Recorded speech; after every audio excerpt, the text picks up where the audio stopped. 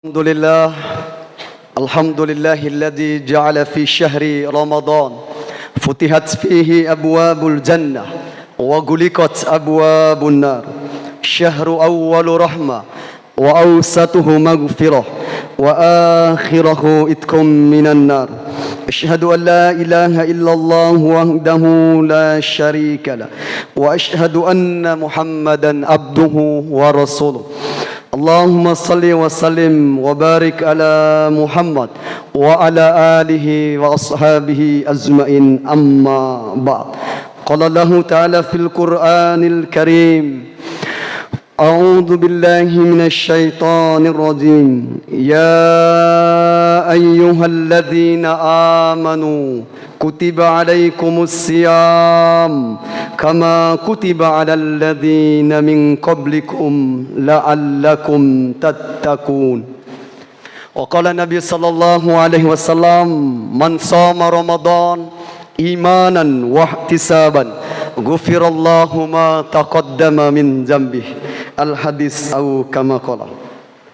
Bapak-bapak jamaah yang dimuliakan oleh Allah Subhanahu wa taala, alhamdulillah, bersyukur kita kepada Allah Subhanahu wa taala karena pada malam hari ini Allah masih memberikan nikmat yang sangat luar biasa bagi kita semua, baik nikmat iman, nikmat Islam, lebih-lebih nikmat kesehatan. Semoga kita semua diberi kesehatan oleh Allah Subhanahu wa taala. Amin Allahumma amin. Salawat dan salam semoga kita tetap tercurahkan kepada Nabi Mustafa Muhammad sallallahu alaihi wasallam, sosok manusia yang begitu sempurna, yang dimana setiap ucapan, tingkah laku beliau harus kita jadikan uswah, suri toladan. Karena tidak hanya kita mengucapkan kita cinta kepada Rasulullah, tetapi bagaimana kita mengaplikasikan di dalam kehidupan kita. Minimal kita paham sejarah kehidupan Rasulullah, minimal kita paham sejarah perjuangan Rasulullah sallallahu alaihi wasallam, minimal kita tahu nasab dan keluarganya Rasulullah sallallahu alaihi wasallam. Andaikan kertas yang warna putih dan tinta yang warna hitam dituliskan bagaimana sejarah perjuangan Rasulullah sallallahu alaihi wasallam, maka kertas yang warna putih dan tinta yang warna hitam tidak akan mampu menulis bagaimana perjuangan Rasulullah sallallahu alaihi wasallam. Bahkan di dalam sejarah historis di akhir-akhir kehidupan Rasulullah sallallahu alaihi wasallam, yang beliau ingatkan, yang beliau khawatirkan, yang beliau pikirkan bukan istrinya Khadijah, bukan istrinya Aisyah, bukan anaknya dan siapapun, bukan sahabatnya Abu Bakar, Umar, Utsman yang mendampingi Rasulullah sallallahu alaihi wasallam, tetapi yang beliau khawatirkan, yang beliau pikirkan adalah umat kita yang terakhir. Andaikan kematian itu dikasihkan kepada Rasulullah, masalah beliau ingin kasihkan biar beliau yang mengalami kematian itu, bagaimana dahsyatnya sakratul maut itu. Tetapi Masya Allah, itulah yang dikhawatirkan beliau. Kita umat yang terakhir, yang tidak pernah melihat langsung beliau, yang tidak pernah berdialog langsung dengan beliau, yang tidak pernah bermajelis langsung dengan beliau, tetapi ada rasa mahabbah, ada rasa cinta kulo kali panjenengan sedoyo kepada Rasulullah. InsyaAllah kulo kali panjenengan sedoyo akan bersama Rasulullah sallallahu alaihi wasallam. Amin Allahumma amin. Bapak Ibu yang dimuliakan oleh Allah Subhanahu wa taala, malam ini sebenarnya saya ingin membahas tentang bagaimana sejarah perjuangan Rasulullah. Ada yang bikin saya menangis ketika salat tadi, yakni di ujung ayat terakhir itu saya membaca surat Al-A'raf ayat 179, memberikan sebuah nasihat bagi kita, yakni ketika Allah memberikan hati kita, tetapi hati ini tidak mampu mencerna ayat-ayat Allah. Allah memberikan kedua mata, tetapi dengan kedua mata kita ini tidak akan mampu melihat tanda-tanda kebesaran Allah Subhanahu wa taala. Walahum adanun la yasma'una biha, dan Allah memberikan kita telinga dengan sempurna, tetapi dengan kedua telinga ini kita tidak mampu mendengar ayat-ayat Allah. Inilah yang menjadi nasihat bagi kita semua. Ketika Allah memberikan hati, tetapi hati ini tidak mampu mencerna ayat, maka apa yang menjadi pertanyaan? Allah memberikan kita kedua telinga dengan sempurna dibandingkan dengan saudara-saudara kita yang tidak pernah Allah kasih mungkin kedua matanya, tetapi dia mampu menghafal Al-Quran, dan itu akan menjadi sebuah nasihat yang sangat dalam bagi kita. Dan Allah memberikan kita kedua telinga dengan sempurna, bisa mendengar hal-hal yang baik, bisa mendengar ayat-ayat Allah, tetapi dengan kedua telinga ini kita tidak akan mampu mendengar suara adzan. Dan terus pertanyaan, suara apa lagi yang harus kita dengar selain suara adzan? Sidang jamaah, sidang solat Idul, sidang solat Isya yang dimuliakan dan solat tarawih yang dimuliakan oleh Allah Subhanahu wa taala.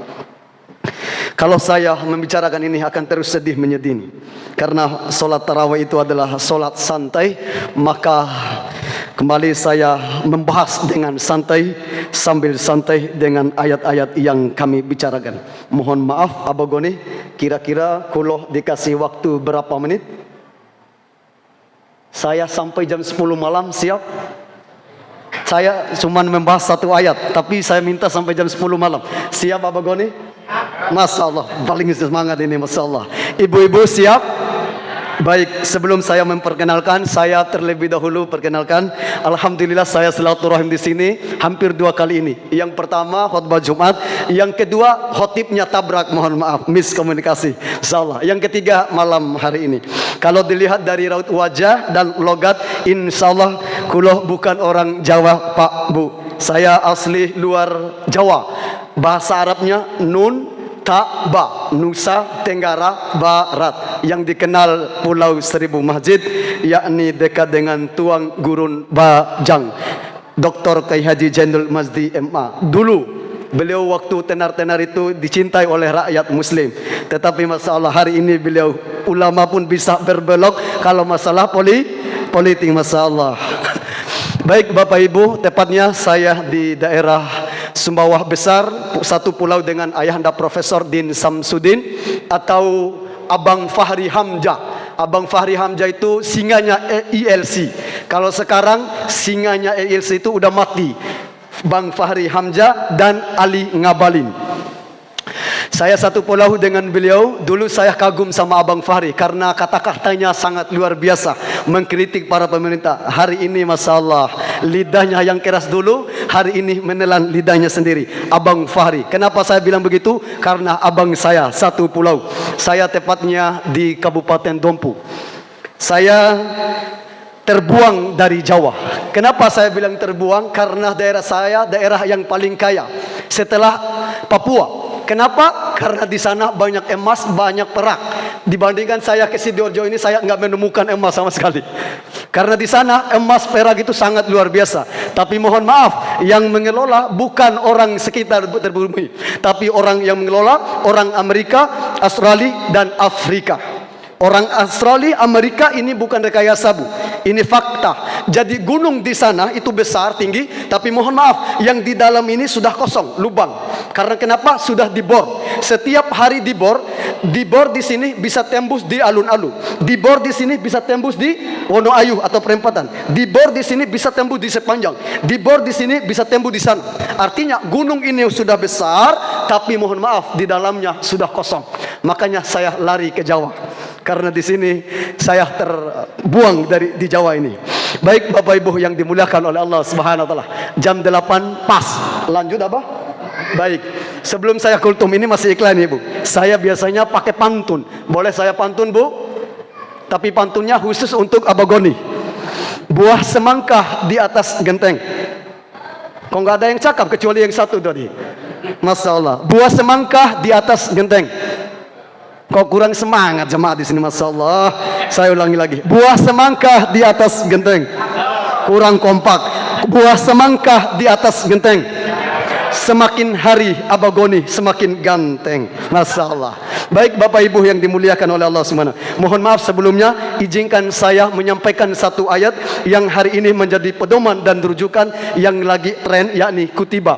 Ya ayyuhalladzina amanu Di situ ada ya, kalimat ya Sahlan, ya Abdullah, ya Zakaria, Yahya, itu namanya ya nidah, ya panggilan. Kalimat ya saja diulang di dalam Al-Quran sebanyak 363 kali. Setelah kalimat ya ayyuhalladzi ada kalimat alif amanu. Setelah amanu ada waw sukun, ada alif, yakni kalimat amanu. Karena panggilan di dalam Al-Quran begitu banyak. Ada panggilan ya ayuhan nas, wahai manusia. Ada panggilan ya ayuhal kafirun, wahai orang-orang kafir. Ada panggilan ya ayuhal muzammil. Ada panggilan ya ayuhal mudassir. Ada panggilan ya ibadur rahman. Ada panggilan ya ayuhal ladzina amanu. Ternyata panggilan kalimat amanu di dalam Al-Quran 183 bukan panggilan yang biasa-biasa. Karena panggilan ya ayyuhalladzina amanu itulah panggilan yang tertinggi sekaligus panggilan yang paling banyak di antara panggilan-panggilan. Allah mengulang panggilan ya ayyuhalladzina amanu sebanyak 88 kali. Berapa, Bu? 8. Kalau panggilan ya ayyuhalladzi ada berapa, Bu?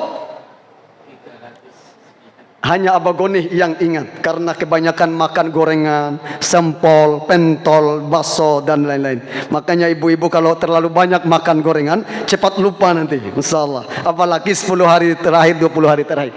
Baik, setelah kalimat amanu ada kalimat kutiba. Kutibah yang pertama memberikan sebuah informasi kepada khususnya kalimat amanu. Maka panggilan amanu di bulan ini Masya Allah bukan panggilan biasa-biasa seperti panggilan-panggilan yang lain. Karena banyak orang yang badannya besar kekar tetapi mohon maaf belum tentu melakukan kuat untuk melakukan puasa di bulan suci Ramadan. Maka panggilan amanun bukan panggilan biasa-biasa.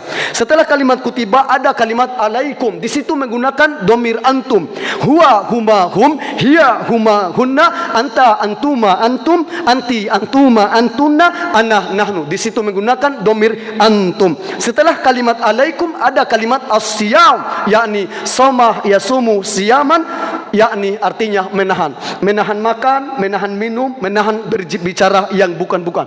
Tapi kata Ibnu Qayyim al-Jauziyah, makna siam di sini adalah bagaimana kita menahan hati. Karena hati manusia ada 3.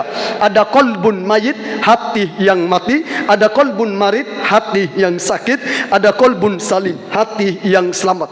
Lantas bagaimana supaya hati kita ini selamat? Maka Rasulullah SAW mengajarkan doa kepada kita semua. Allahumma inni ya muqallibal sabbit qulubana dan seterusnya. Setelah kalimat asyam ada kalimat kama kutibah. Masalah uniknya ayat ini, kalimat kata kutibahnya itu dicantumkan 2 kali. Kalau kutibah yang pertama itu dikhususkan kepada panggilan amanu, sedangkan kama kutibah yang kedua itu dicantumkan kepada makna asyam, yakni somah yasumu siyaman, yang artinya menahan. Tapi menahan makan, menahan minum itu level yang paling biasa. Tapi kata Ibnu Qayyim tadi, bagaimana kita menahan hati. Dan terakhir di ujung ayat itu masalah dipanggil dengan predikat yang paling tinggi, dan di ujung ayat itu la'allakum tattaqun, agar kita mendapat takwa. Imam Suhairi membagi kata takwa itu ada 4 huruf. Yang pertama ada huruf ta, yang kedua ada huruf qaf, yang ketiga ada huruf waw, yang keempat ada huruf ya. Ta artinya tawadu, rendah hati dan tidak sombong. Qaf artinya qanaah, merasa cukup apa yang diberikan oleh Allah Subhanahu wa taala. Wabil khusus ibu-ibu.